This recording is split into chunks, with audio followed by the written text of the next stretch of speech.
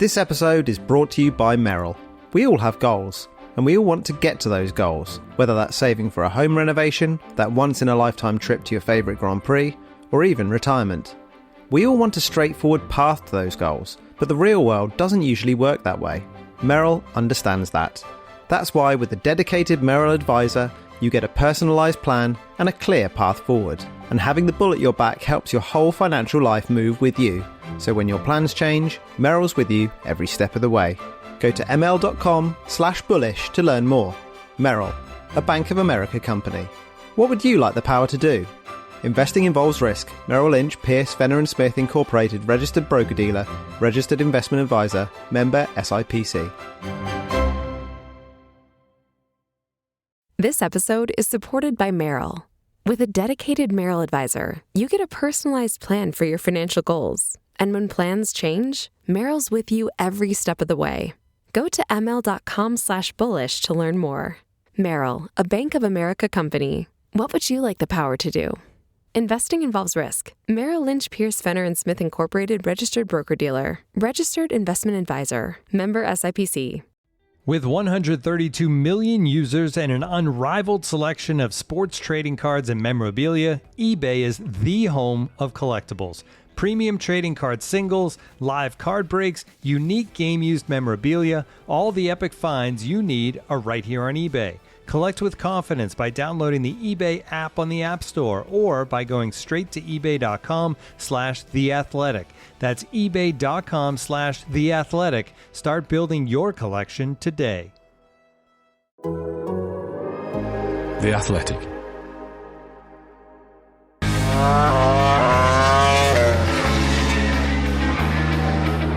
If you haven't had a Ducati underneath you, the last few years of MotoGP haven't been that much fun most of the time, but every other manufacturer on the grid is doing something pretty radical at the moment to try to get back to the front.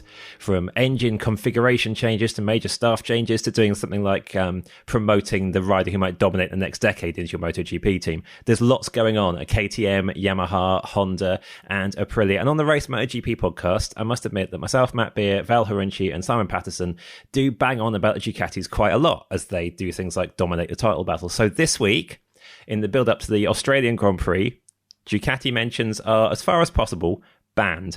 This is about everything that is going on everywhere else in the field. And we're going to start with Honda as the one of the four that made the latest big move, which was the signing of Romano Albesiano, the man credited with bringing Aprilia from joke status to really quite respectable status. We will get to Aprilia and its current trajectory a little bit later, of course. Simon, give us the headline summary from your point of view. Is Albesiano what Honda needs? Will he get a chance to do what he needs to? I mean, I think he can be what Honda needs. It depends entirely whether or not Honda let him do what he wants to do. He comes as, you know, everyone thinks about Gigi Dall'Igna as Mr. Aerodynamics, but to me, actually, I think that Albesiano has done as much work in that field as anyone else in MotoGP. And, you know, we've seen the Aprilia bring about genuine innovation over the course of the past few years under his guidance. Things like the ground effect fairing came from them before it came from Ducati. The extensive work they've done under the seat units that everyone else is copying now. So they're very, very good.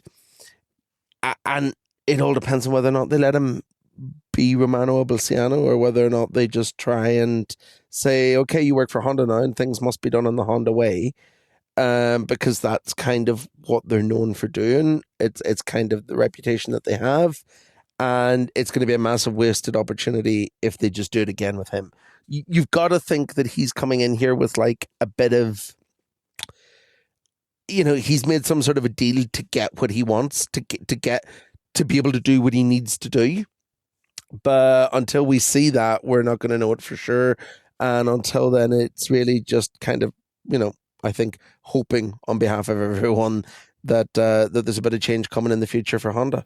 Considering Albesiano's been part of Aprilia, which has never been the most budgeted MotoGP manufacturer, there's always been this sort of aura of experimentation around them despite those limitations. Like, for instance, if you were to wonder which of MotoGP's manufacturers would just bring a totally black carbon bike that looks nothing like the other bikes test it for a bit and then go, oh, we're probably not using this for a couple of years. You wouldn't think Aprilia is the manufacturer with the resources to do that. Like, no. Even in a bad way. Like, don't you guys have some more pressing questions to sort out right now? But that kind of thing is, I think, exactly what Honda needs. And I don't know about negotiating power. And ultimately, for me, I think all of that flies out. Whatever he negotiated might as well fly out the window on the first day. Because there's what was negotiated, and then there's how it'll actually work. There's what the contract says, and then there's what things will actually look like. And yeah, you can put certain building blocks in place, but it's all about the working process more so than what you've arranged. So they'll only know on his first day, January 1st. He'll probably won't work January 1st. I would hope not, unless he's really keen. Well, I think he does face quite a big jobs list, so he might be like, I could get going on this while the office is quiet, really, with no one else in today. The reaction from the Honda riders, I imagine, was quite interesting on this front, because a lot of them haven't been there very long, but that time has been pretty miserable so far, and there's been a lot of response from Honda riders. When Honda's brought something, it's not exactly been universal positivity, has it, Val? So what are the likes of Luca Marini and his fellow Honda people making of Albesiano arriving? Yeah, they do sound pretty excited. Although I would say that there was a heavy dose of, but look, this is just a piece of the puzzle. So not necessarily that Albesiano is expected to remodel Honda in Aprilia's image, and maybe those same reservations that Simon was talking about, but in a more expressed in a more ridery way. Basically, what they want is better connection between the building of the bikes and the running of the bikes, or geographically the Japanese side of the operation and the European side of the operation. And I think that's been pretty uniformly expressed. So they're excited, but they're sort of reserved, cautious. And also, being at Honda, I would not blame anyone for not being able to be excited about anything anymore. It's just not to say that, not to say that the bike's been like horrific or whatever, but just every time it feels like the new horizon is here, suddenly it's not. So yeah. Since we last recorded the podcast, Luca Marini's wonderful wife has had a baby, so at least they've got something to be excited about within HRC. Great. Congratulations to Luca. Yeah, congratulations, Luca Marini and family. I then straight away went, oh gosh, thinking, oh, and now he's off to Australia, having just gone through what the first days of a newborn baby is like. So yeah, deep breath. I mean, at least the baby was born during the break and not while he was in Australia. Yeah, absolutely. So there's some credit for that. Yeah. Throw me for a second there. You just take me back to the early days of having a newborn baby in the house. Anyway, back to the point. Albesiano, Simon, isn't the only person swapping addresses from Aprilia to Honda for the start of next year. Aleix Espargaro is switching as well. For Honda will be his test rider destination. Do you think this is more than a coincidence? Has there been a bit of chat going on about where they might both head? What I imagine as well, Aleix had a few things to say about what Albesiano could do at Honda. I don't think that there's been a conversation, simply because of the separate timelines and the thought that we thought that it wasn't Albesiano who was destined for Honda, but in fact turned out that it was whenever the opportunity presented itself. So I think that this is not an Aleix Espargaro, Maverick Vinales master plan to put his mates into his new team as well as his old team. I think this is a bit more fortunate, or a bit more coincidental than that. But it can't hurt, can it? I mean, the rider that turned Aprilia into success has somehow managed to end up as a test rider with the engineer that turned Aprilia into success at a team that really needs a few successes. So it's like Honda must be very, very grateful to have that full package together, not just, separate elements of it. It just means that Albesiano doesn't have to learn how to translate his test riders' data. He knows what he means when he says something. So there's an immediate hurdle crossed. It's a nice way to smooth the transition. It makes things easier for them. I don't know if it's going to be monumental, but it certainly has to help. The test team is also going to be headed up by Ken Kawauchi now, who Espargaro also knows from... We think, yes. Who Espargaro also knows, I think, from Suzuki. Mm-hmm. Yeah. Which synergy, I guess, can be overrated a little bit in MotoGP, but it's still, it's nice to... It doesn't always come through when people are put in new positions. They don't always immediately click the same way again. In terms of the recruitment, Espargaro himself, I think, made it pretty clear that he wouldn't do that to Aprilia, and more specifically, he wouldn't do that to Jorge Martin. He wouldn't go, hey Jorge, come on my old bike, enjoy it, but I'm gonna take the best technical guy from it. Whoops. Yeah. What can you do? So he said he wouldn't do that. I'm inclined to believe him. I think once Honda asked him, he was like, "Oh yeah, this guy's the bomb. Go get him." Absolutely. But I don't think he would have been part of the talks in any way. For what it's worth, I do think he absolutely would, but I don't think he did. Yeah, Espargaro is an interesting... What about Chris are mercenary? Yeah, well, he's a very emotional guy. Clearly, Aprilia means a lot to him after all they've achieved together, but he's also very pragmatic, and this is his new focus now. This is what's going to pay the bills for the post-racing stage of his career.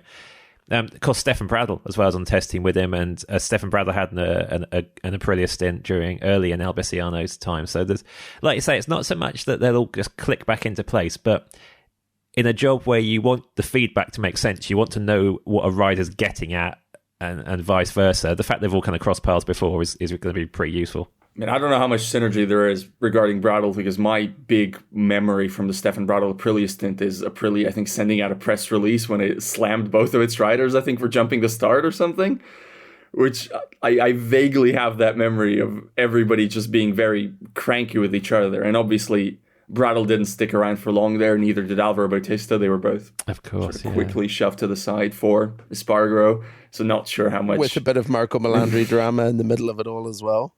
Oh, brother, yeah. Yeah, Bradl's maybe not in the Sam Lowe's camp of Aprilia memories, but he's somewhere on the scale between there and Espargaro.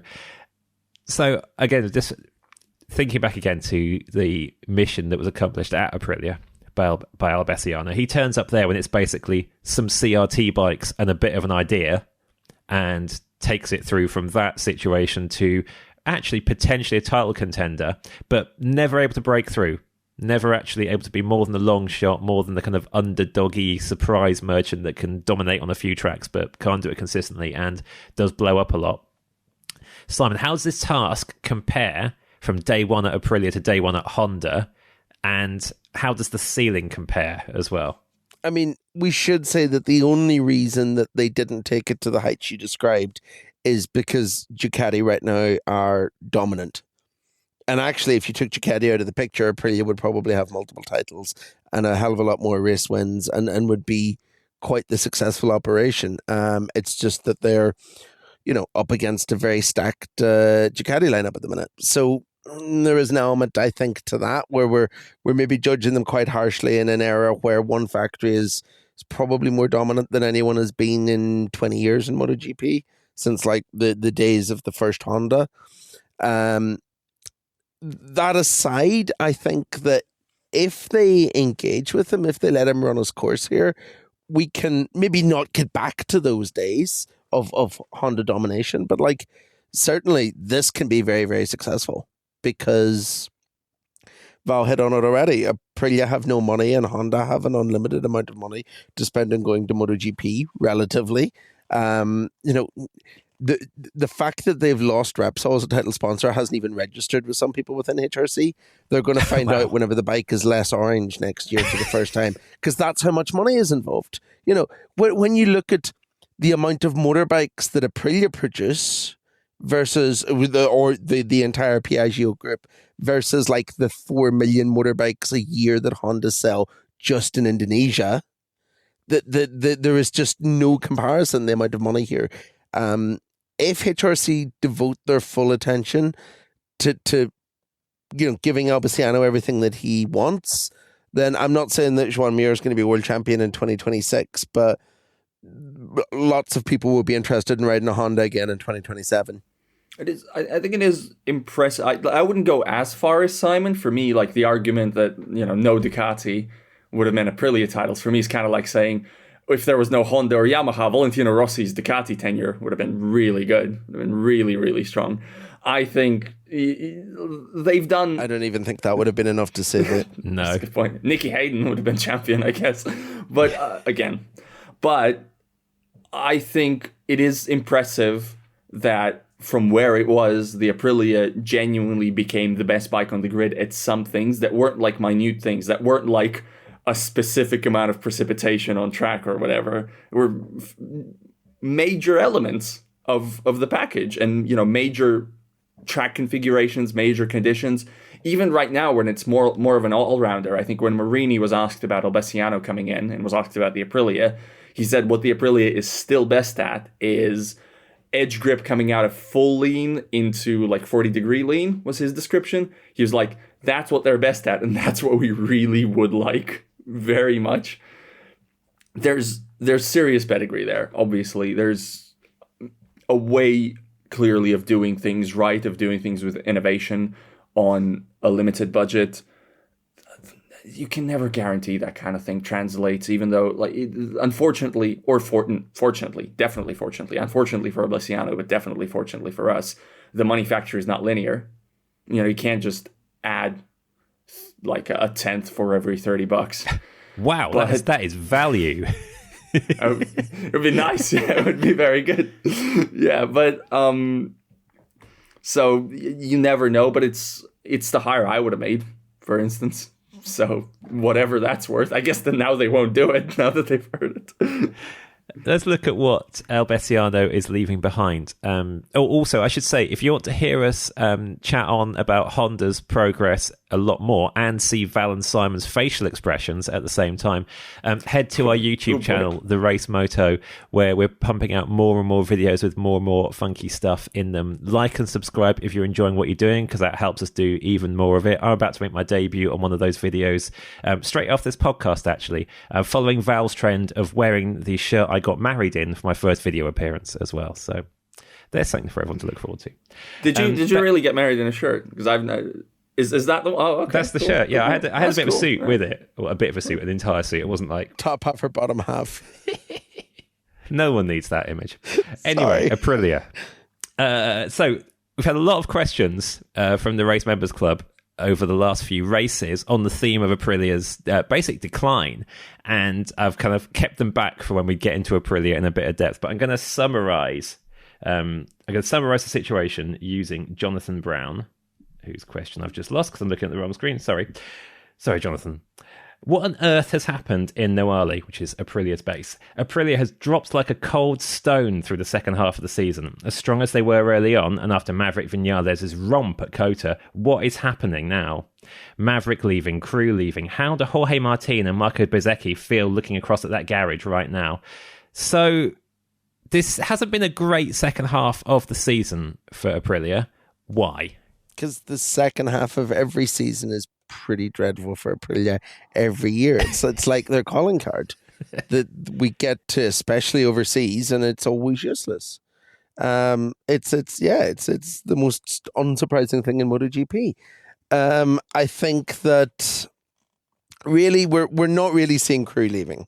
I think we need to kind of make that point. Yes, Albesiano's departing, but it's not like some other teams in the paddock where people are flowing out of them at the minute. There's some teams that are going to look very, very different next year.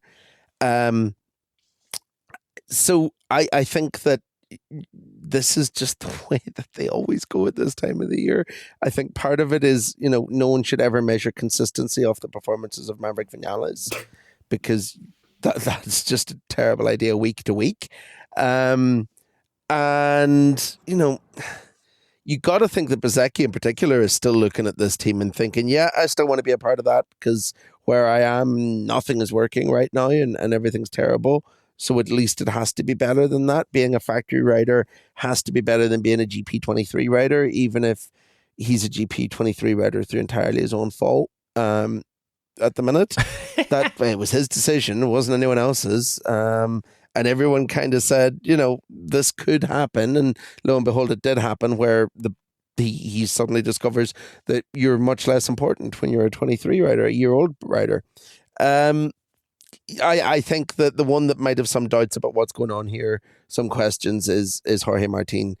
I think he might even be regretting his anger decision to kind of sign an Aprilia deal because he felt he'd been shunned by Ducati. Because, I mean, let's be honest, he's not going to win a title next year. He's not going to fight for a title next year if things remain the way that they are right now. And I don't see anything that tells me things aren't going to be like this right now because, like I said, the Aprilia is like this every single year at this point in the season. For me, the problem with Martin and Aprilia, I also do not expect him to fight for a title next season. But to be fair, even when he signed, I don't think I really felt it. What I do think might be uniquely annoying in a weird way is the bike is no longer lopsided. The bike is actually kind of at the same level everywhere now, and that level is fine-ish. I mean, it's fine maybe is a bit kind, but we know that the Ducati has stolen a massive march on everybody, and we can say that the Aprilia is, there or thereabout with KTM grip dependently. You'd say that's okay, but it's a far cry from the bike that, it would show up to Barcelona and it would dominate. It should be exceptional. And we saw that already this year at Barcelona. Aleix did win the sprint, I think, but it was did he win the sprint? He might have won this. Something happened, yeah, but he won the sprint. They weren't quick enough. He retired and then he won the sprint. Yeah, they weren't quick enough. They were not fast enough. They weren't running, 1-2, monopolizing the victory battle. Silverstone, they weren't quick enough. Like the usual Aprilia tracks, they've been all right. They've been okay. High grip, they've been okay. Low grip, they've been okay to bad, depending on, rain coming in or just certain grip variants. Still slightly a fragile bike, but the peaks haven't been there anymore. And if I was Martin, I would at least be looking forward to the peaks. I'd be like, okay, well, those 2-3 tracks where I should probably win next season. I don't think those tracks necessarily exist anymore. And all the other stuff isn't... I mean, this also just might be a Maverick Vinales thing, I guess, but Aprilia needs a clean weekend. Like a weekend that goes the way it needs it to go without too many twists for it to be really, really competitive, for it to string everything together. I thought Vinales, for instance, I thought he was genuinely excellent throughout at Motegi until suddenly he really wasn't. Yeah. And that suddenly was, he started the 2 races, ended up 10th from 3rd on the opening lap both times and was like, well, that's that. Beyond that, like on single lap pace, I thought he was much better than you would expect an Aprilia to go at Motegi, stop, start, etc. But once he was in the fight, goodbye, it's over. I think there's still an inherent weakness of the bike there too, and I think Martin's in for some frustrating days next year. Yeah, it's almost like, I agree with you, the peaks are missing, but the kind of medium level is all right. It just looks worse because one, Ducati's that bit further ahead, two, the peaks have gone. But I think the peaks looked even higher because of just how dominant Vinales was at Austin and the expectations that raised. Yeah. And I feel like as well, the fact that Aprilia could finally actually pull off some big signings made it look like the peak was higher again, even though that didn't reflect what was happening on track. Because all these years of Aprilia looking like it was about to break through and us thinking, yeah, in the rider market, they'll really strike gold this time. They'll get someone. And then actually it's like you still got Vinales who you sort of picked off the scrap heap and Aleix has been there forever. They've got the big riders. It just made them look like they'd arrived at last, even though on track, actually, like you say, Simon, the trajectory was the usual. Looks really good, doesn't look so good. Aprilia signed big names this year because Ducati signed Marc Marquez. Yeah. And not for any other reason. Yeah. Ducati kind of burned their house down a little bit, and as a result, here we are with Aprilia signing big names. It's not because they pulled off some sort of a fantastic coup, because if they had, arguably there'd be 2 better names on the Trackhouse bikes than what they have. Mm. It's not like there was a huge rush of talent into Aprilia. It was just that those 2 guys in particular wanted out of the red bikes.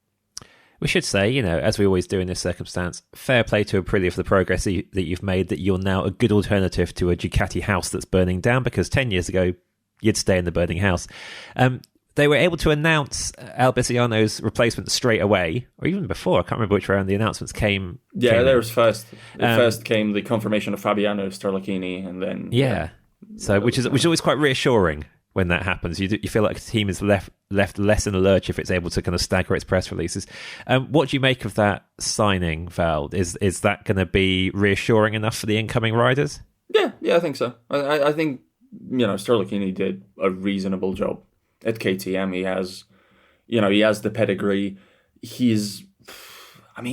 Ultimately, he did get let go. The way they've been talking about it is a little murky. I mean, the suggestion from even KTM senior figures was that they couldn't agree on a common direction forward.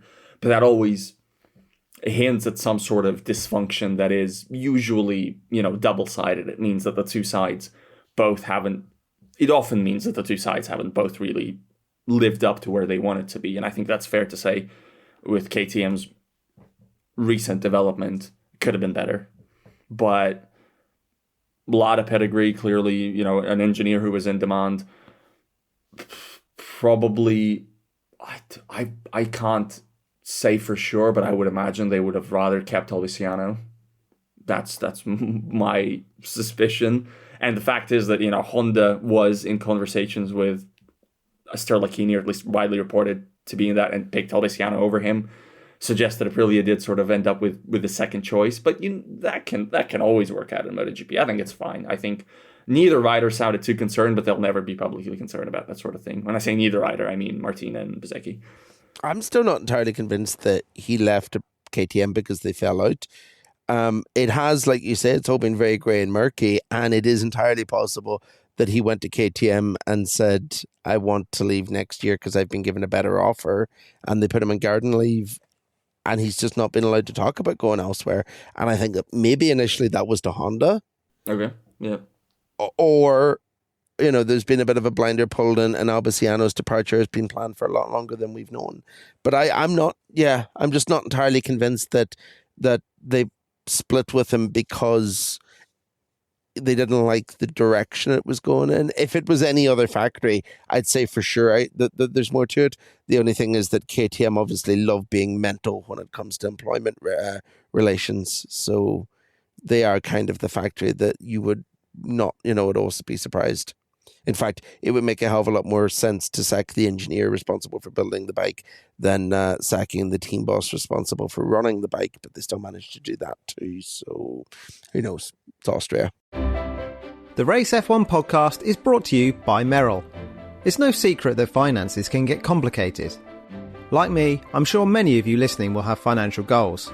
Perhaps it's even saving up for that trip to a Grand Prix far afield. Whatever your goals are, from starting a business to saving for kids' college to getting more stamps in your passport, you want a straightforward path there. But life tends to have other plans, and things get in your way. Merrill understands that.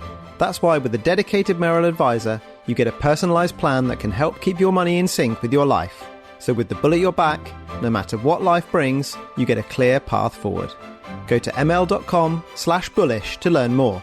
Merrill, a Bank of America company. What would you like the power to do? Investing involves risk. Merrill Lynch, Pierce, Fenner & Smith Incorporated, registered broker-dealer, registered investment advisor, member SIPC. This episode is supported by Merrill. With a dedicated Merrill advisor, you get a personalized plan for your financial goals. And when plans change, Merrill's with you every step of the way. Go to ml.com/bullish to learn more. Merrill, a Bank of America company. What would you like the power to do? Investing involves risk. Merrill Lynch, Pierce, Fenner & Smith Incorporated, registered broker-dealer, registered investment advisor, member SIPC. You saw that play when your QB dropped back, looked off the safety, and threw a dime deep for the go-ahead touchdown. That's not just hall-worthy, that's wall-worthy, and you can own a piece of it when you shop the unrivaled selection of trading cards and memorabilia on eBay, the home of collectibles since 1995. Huddle up with 132 million users around the world to find that rookie patch auto you can't find anywhere else. premium trading card singles, live card breaks, unique game-used memorabilia. All the epic finds you need are right here on eBay. Plus, with eBay Authenticity Guarantee for trading cards, you know that what you buy is the real deal. Collect with confidence by downloading the eBay app on the App Store or by going straight to ebay.com/theathletic. That's right. Your collecting journey kicks off right here, right now at ebay.com/theathletic. Come through and collect with us today.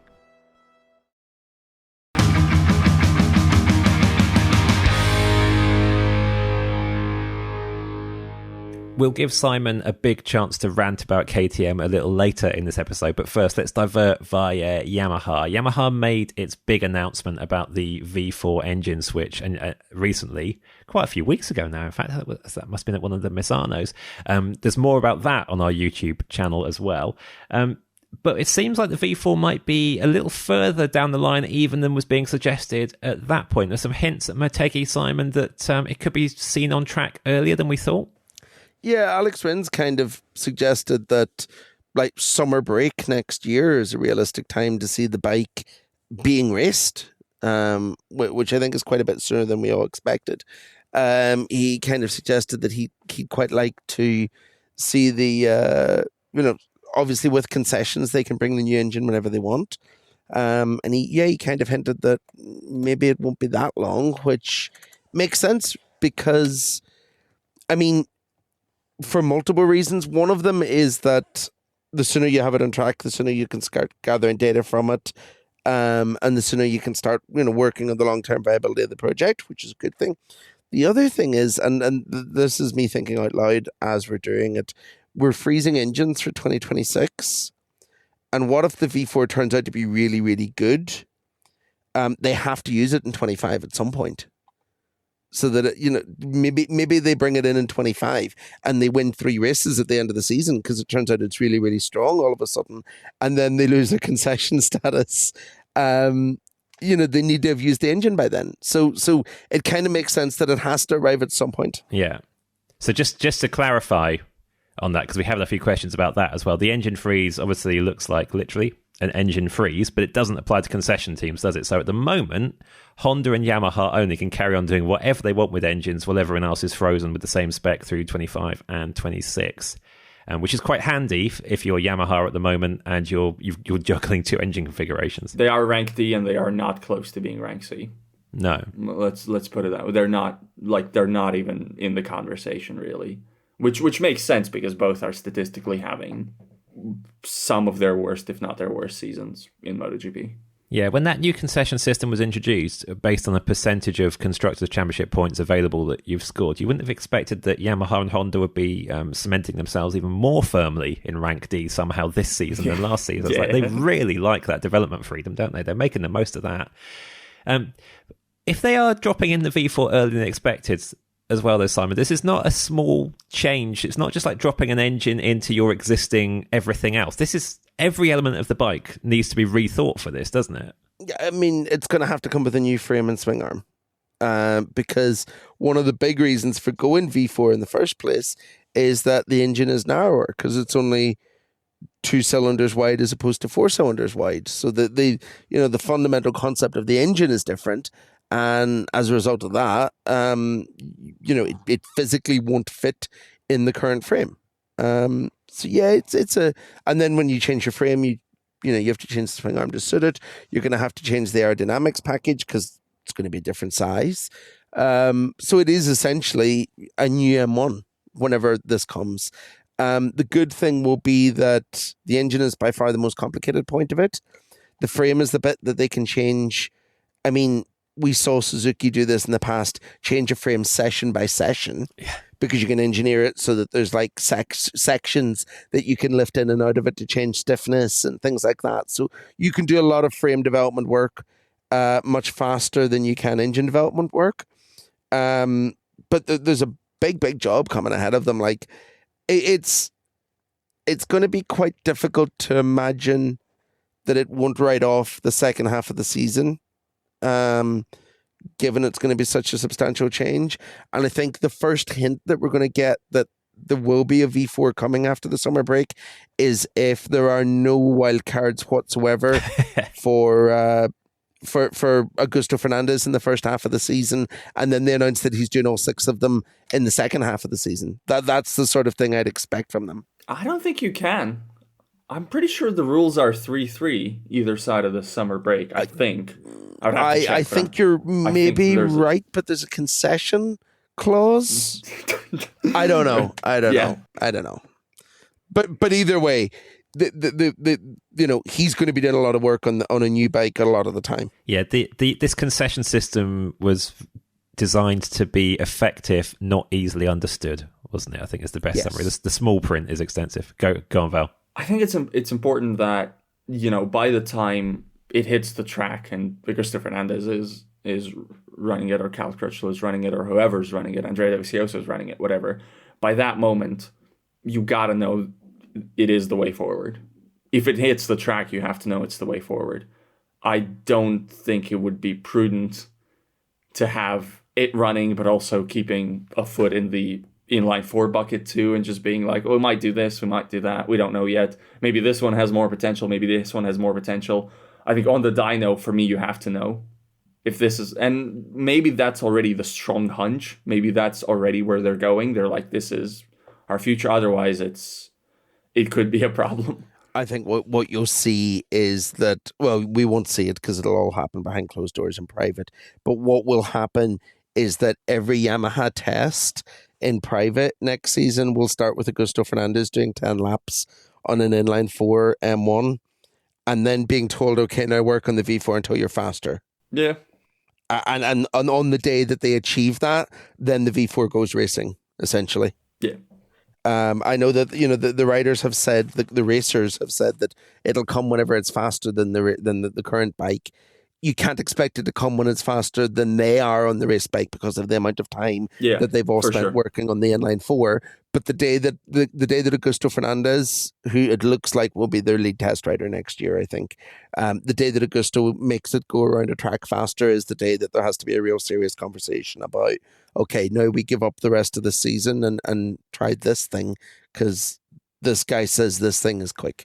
You're allowed one line each on this because this is the traditional point of Yamaha Discord.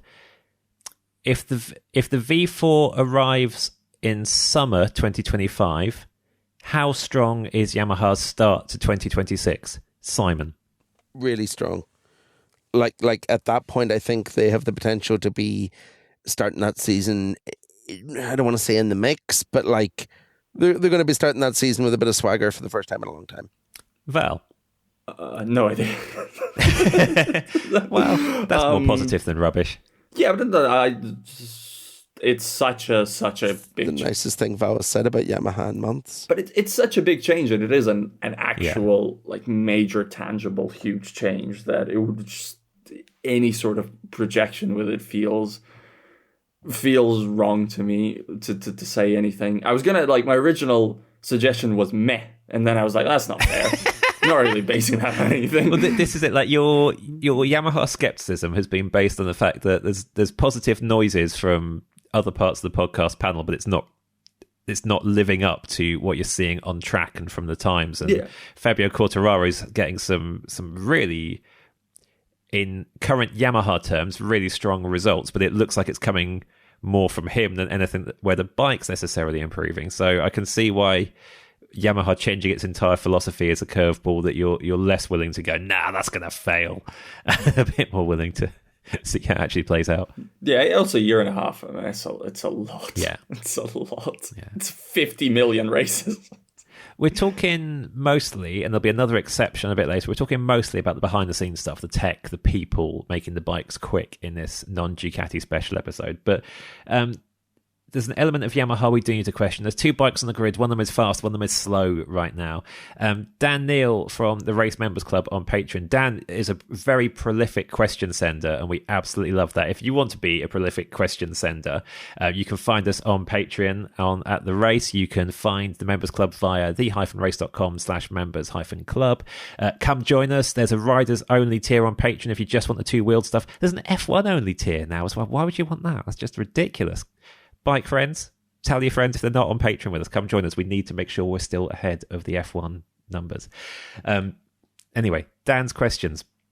When we said that there was going to be a non-Ducati episode, Dan sent us 8 questions covering all non-Ducati matters, ranging from Boscoscuro to where to get the best food in certain MotoGP cities. But I'm going to pick just one for now, and we'll come to a lot of the rest in a future members-exclusive MotoGP Extra, Dan. Dan says, when are we able to start judging Alex Rins' performances as they are, without the proviso that he's still hobbling from a past injury? I love Rins, but he's a factory rider, seemingly always miles away from his teammate in race trim.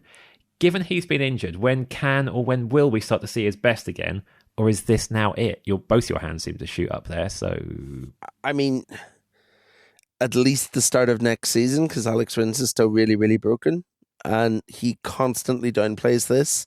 And we actually do have a podcast with him coming up for the Members Club in the near future, where we talk about this a little bit. And he again downplays how broken he is. But like... the guy can't walk. Whenever you see him kind of hobbling across the paddock, he is hobbling. The bones in his leg were just pulverized into dust by the Honda at Mugello last year. He still hasn't made a full recovery. And I feel really bad making any comment on his performances until he's at least able to walk across the room without looking like it's leaving him in agony.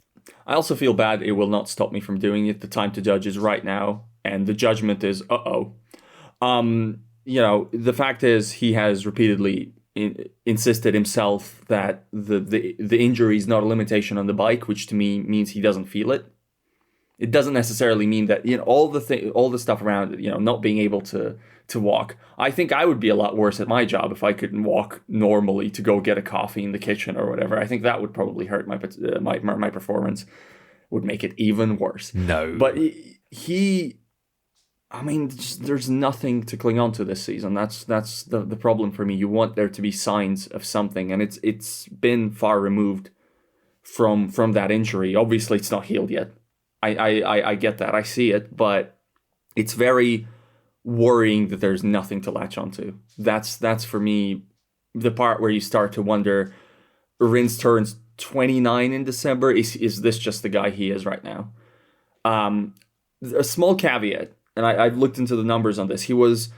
I thought qualifying was the strong part of his campaign to start the season, right? So before the injury, he had a different injury. He had at Assen, I think. He was like a 10th off Fabio on average, maybe like a 10th and a bit. After the Assen injury, it's been 6/10. I mean, that's insane. That's an enormous jump. The sample size is a bit, but it's clear that the gap has actually ballooned ever since like the momentum of him building into his Yamaha role has been broken by a mid-season injury. But we've seen that happen to riders before, and they don't recover necessarily. Within that season? Yes, or ever. Jorge Lorenzo had his 2 mid-season Honda injuries. He was done by the end of the season. It was game over. Paul Espargaro had his big KTM injury. Done. Sometimes riders just get hurt, and then when they come back, it's got away from him. There seems to be so much momentum in MotoGP. I am concerned. I'm worried.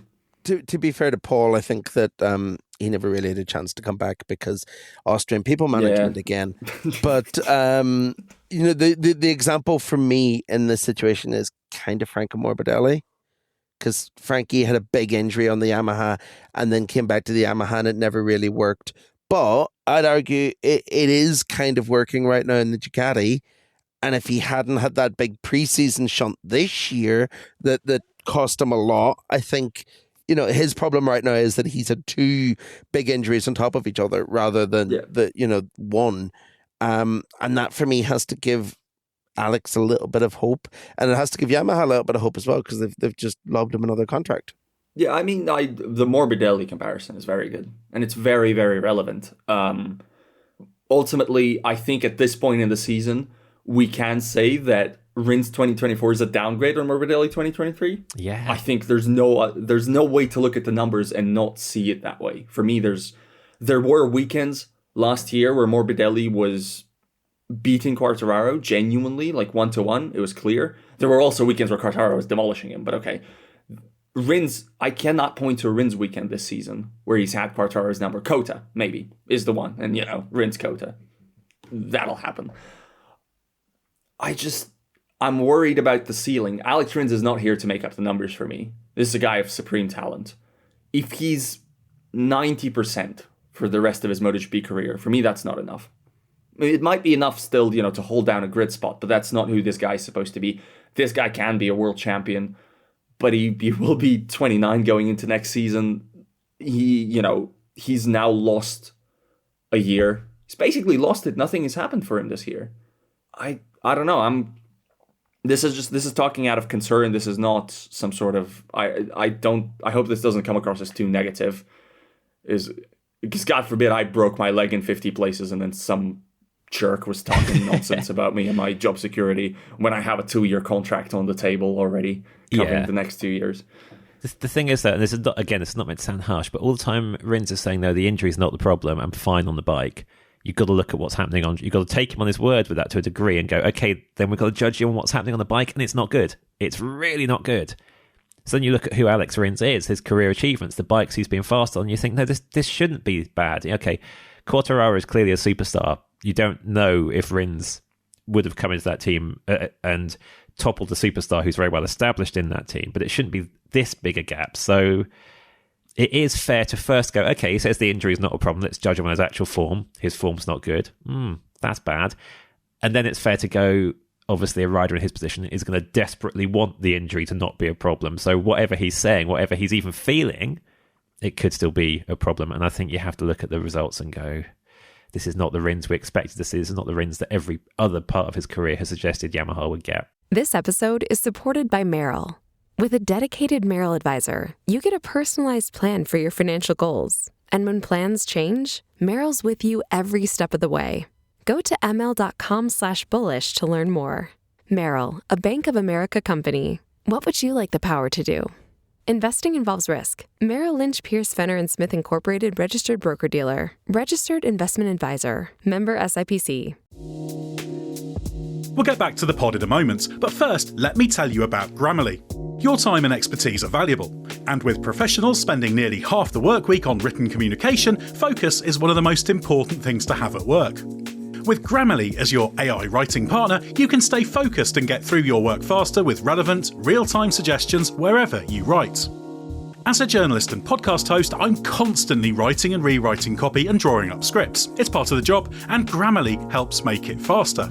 It's got some really cool features, like tone suggestions to help you strike the right balance between direct and friendly in work emails. Plus, Grammarly has a ton of other great features like advanced spelling, grammar, punctuation, and conciseness suggestions to ensure your writing is professional, mistake-free, and clear. And best of all, Grammarly works across 500,000 apps and websites, allowing you to work smarter, not longer. For 15 years, Grammarly has helped professionals do more with their writing. So what are you waiting for? Get more done with Grammarly. Download Grammarly free at grammarly.com/podcast. That's grammarly.com/podcast.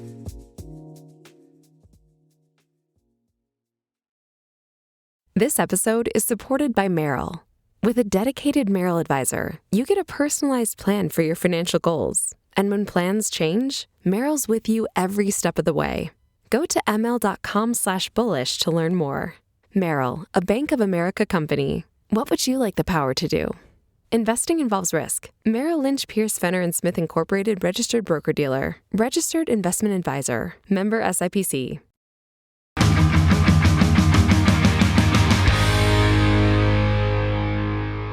Simon's dropped a few hints earlier in this episode that he feels the people management at KTM is not the greatest thing in the MotoGP paddock. And we've had a change at KTM recently with the news that Francesco Giudotti is going to leave at the end of the season.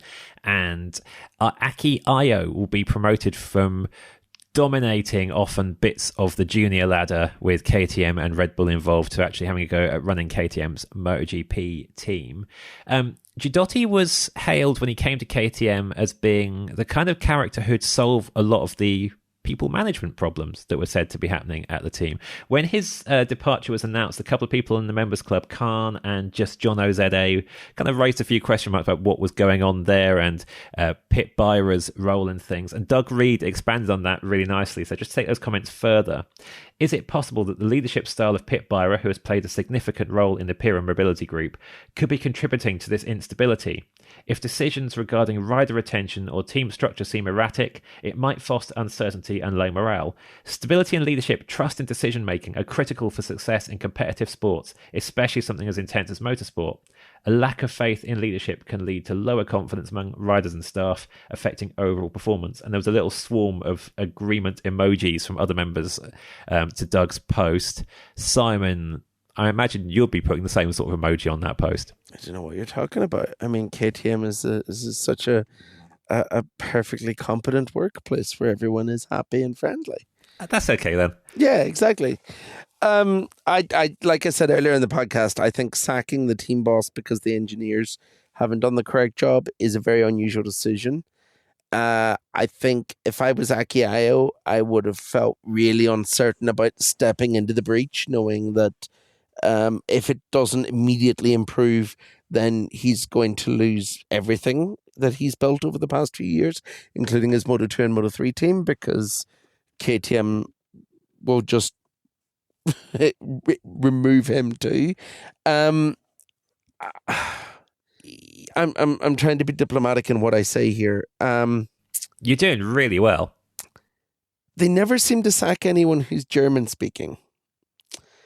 And it seems like there's an inner group at KTM who can do no harm, who've been there for a long time. And I think Aki Ayo was probably hoping that he's seen as part of that group. But replacing people as soon as they don't perform for you is not a way to build a proper workplace or a proper team. It's very Aprilia, like Sierra 2017, isn't it? Let's just sack everyone that isn't working and replace them with someone new and hope that makes things better. When in reality, actually keeping the team you have is the long-term strategy. I mean, we still don't know why they've sacked Guidotti. There's been no real explanation for it other than things aren't going well. But it's not him that builds the bike. It's Sebastian Rees, who's their technical boss. But there's never been any question that anyone's going to sack Sebastian. Similarly, they've brought in Sterlini. For whatever reason, he's no longer there. But again, no one has questioned whether or not Pit Byra is doing things right or not. It's really weird, and it feels very cliquey and a little bit cultish. And I don't think that just immediately replacing everyone whenever they don't perform over the course of, half a season is the right strategy, but it's the one they keep using both on certain people within the team and on, specifically satellite riders. Ask Remy Gardner, ask Danilo Petrucci, ask Raul Fernandez how they feel about that as well. Well, I mean, Mike Leitner was German speaking. They did let him go in the end. I know there's a whole host of things going on. I think there are ways that KTM doesn't endear itself to people, and there are certain ways KTM doesn't endear itself to the media, I think, that are intertwined with this, that create this image of an unfeeling behemoth, a cliquey unfeeling behemoth at that. And I mean, I have no reason not to believe that image is not correct necessarily. I do think I also, for this specific decision, I heard Pedro Acosta talk about Aki Ayo, and when I heard him talk about Aki Ayo, I was like, okay, I get it. I understand now why you did this. This totally makes sense to me. This is the guy he wants. You do everything he wants. This is the guy he wants. We're fine. The suggestion from Jack Miller, who has worked both with Ayo and with Guidotti, was that Guidotti came into this without feeling the pull to do the things that he wanted to do his way. I think what Miller implied was that job security, concerns of job security, and that very thing that Simon was talking about, constrained Guidotti, made him less effective than he would have been, and then he got canned anyway. And for Miller, Ayo, there will not be the same problem with Ayo. we shall wait and see, but I do see how that is a poor reflection on the philosophy, the hire and fire philosophy, on the, stability and all that sort of stuff. At the same time, I think you look at most KTM's firings, and in hindsight, I can't think of like a huge clanger, especially on the satellite team side. Like, what are those guys winning on other MotoGP bikes right now? No, they are not. Is Pedro Acosta in your satellite team because you've made a harsh, ruthless decision? Yes, he is. Is actually, I think the ruthless thing last year would have been to flick Augusto Fernandez. They didn't do that.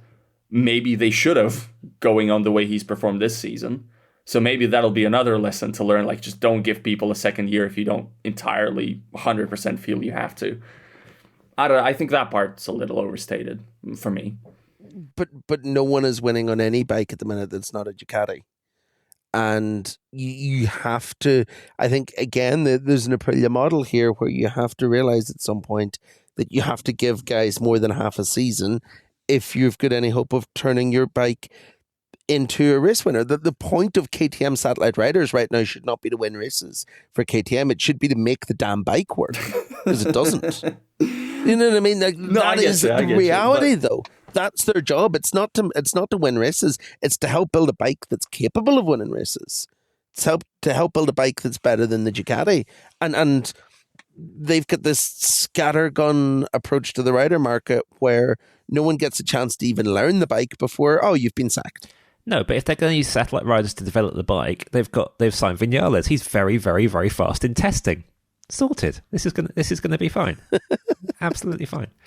But genuinely, I see I see the human side issue of it. I don't see a problem with the. I am the guy who advocates trying as many riders as you can on the bike.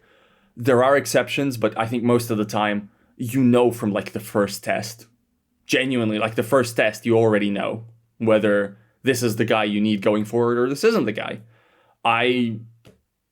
Or if not the first test, in like the first 3 races. Yeah, in the first 3 races. I don't think they've regretted a single... If it's the guy that's going to win you a race. But again, that's not what they should be trying to do right now, because their bike's not good enough to win races. That for me, that's the fundamental difference here.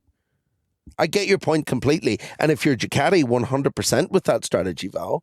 But I don't think KTM are in a position to be that picky about sacking people who could be good development riders. I mean, look how hard... I think the sacking we're talking about is Danilo Petrucci in particular. I'm just talking about all newish, of them. I mean, even Augusto Fernandez, who Yamaha have went at with basically a blank check to be a test rider because they obviously see something in him, is an interesting comparison to KTM not knowing for 6 months last year whether or not they were going to even keep him for next year because they'd signed too many riders. There's an element of KTM that we spent a lot of time talking about last week after his performance at Motegi that we need to look at for the future as well, because where all these other manufacturers are going, we've got to fix our bike to do this, this, and this. KTM have got this not secret in the slightest weapon in Pedro Acosta, who is clearly so good and is only just at the start of everything.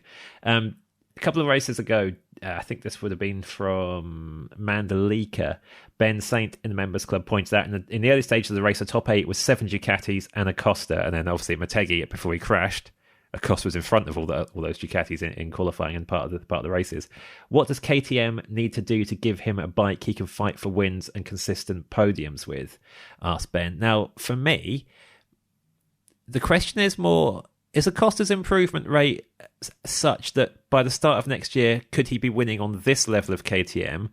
Or is there still a massive KTM jump that needs to happen before this guy is winning races on that bike? I mean, he should have won at Motegi before he crashed. He was going to win. So, yeah, he's already there, pretty obviously, I think. It's a question of regularly winning. It's a question of showing up to every track, believing there's a chance. And I don't think the KTM's there yet, regardless of how much Acosta improves. It would take like this quantum leap of, Marquez 2013 to 2014, I guess. Just the outrageous, obviously. Bezzecchi, first to second season. It's huge. Bastianini, first to second season. you can project that a little bit. I don't think you can totally 100% count on it.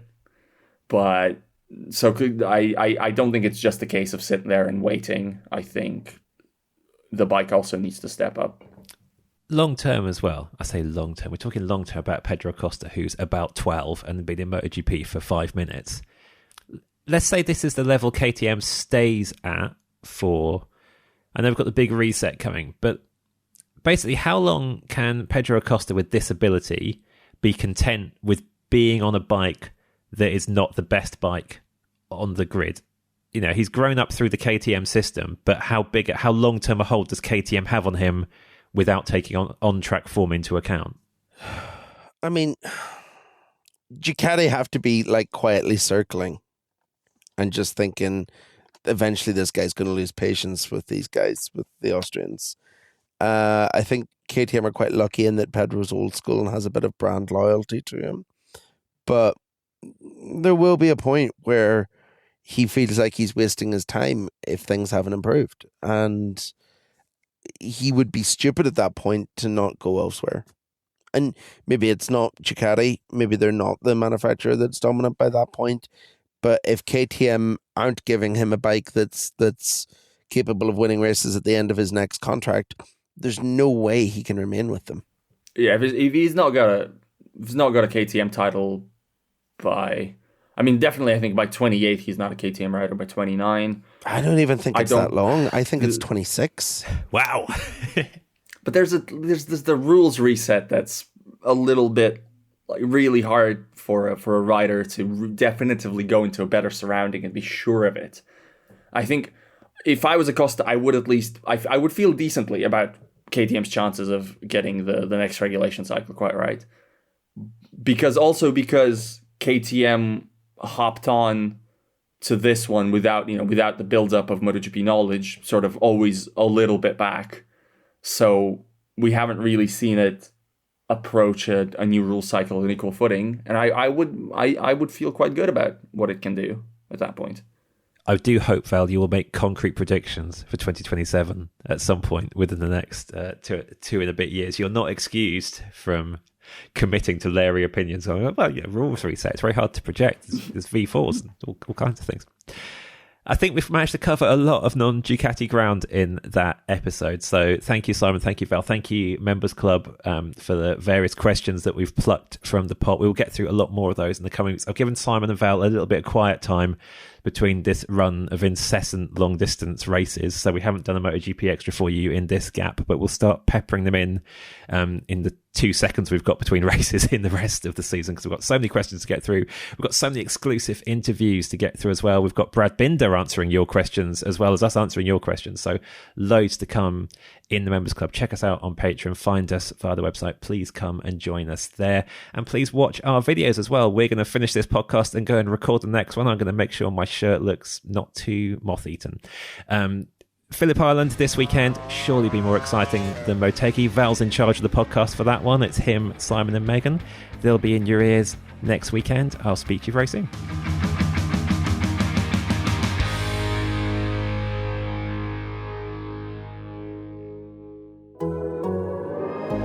The Athletic. Did you know users searched football on eBay.com last season 12,000 times per hour? That's some serious searching. eBay has been the home of collectibles since 1995 and is the largest online marketplace for trading cards. Premium trading card singles, live card breaks, unique game-used memorabilia, all the epic finds you need are right here on eBay. Collect with confidence by downloading the eBay app on the App Store or by going straight to ebay.com/theathletic.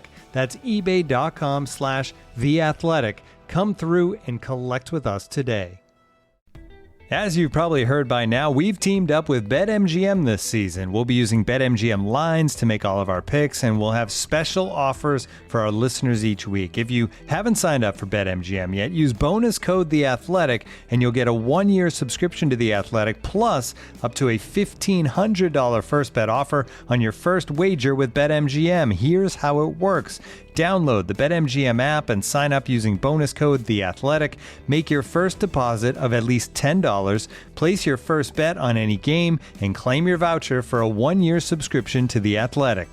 See BetMGM.com for terms. U.S. promotional offers not available in D.C., Mississippi, New York, Nevada, Ontario, or Puerto Rico. Gambling problem? Call 1-800-GAMBLER. Available in the U.S. Call 877-8-HOPE-NY or text HOPE-NY 467-369 in New York. Call 1-800-NEXT-STEP in Arizona. 1-800-327-5050 in Massachusetts. 1-800-BETS-OFF in Iowa. 1-800-270-7117 for confidential help in Michigan. 1-800-981-0023 in Puerto Rico. First bet offer for new customers only in partnership with Kansas Crossing Casino and Hotel. Don't forget, if you haven't signed up for BetMGM yet, use bonus code The Athletic, and you'll get a 1-year subscription to The Athletic, plus up to a $1,500 first bet offer on your first wager.